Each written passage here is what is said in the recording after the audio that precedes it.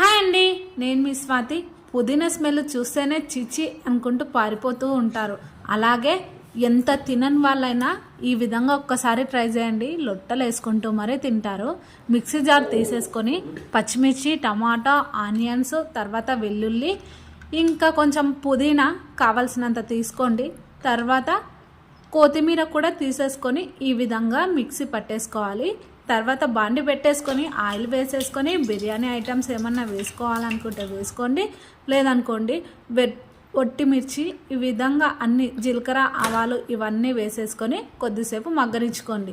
ఇందాక మిక్సీ పట్టేసుకున్నాం కదా, దానిని కూడా వేసేసి కొంచెం కరివేపాకు, ఉప్పు వేసేసి కొంచెం నిమ్మరసం కూడా వేసేసి మిగిలిన అన్నం కానీ లేదనుకోండి ఫ్రెష్గా చేసేసుకొని కూడా ఈ విధంగా కలిపేసుకొని వేడి వేడి అన్నం తిన్నారనుకోండి చాలా టేస్టీగా లొట్టలు వేసుకుంటూ మరీ తింటారు. వీడియో నచ్చితే లైక్ ఇవ్వండి.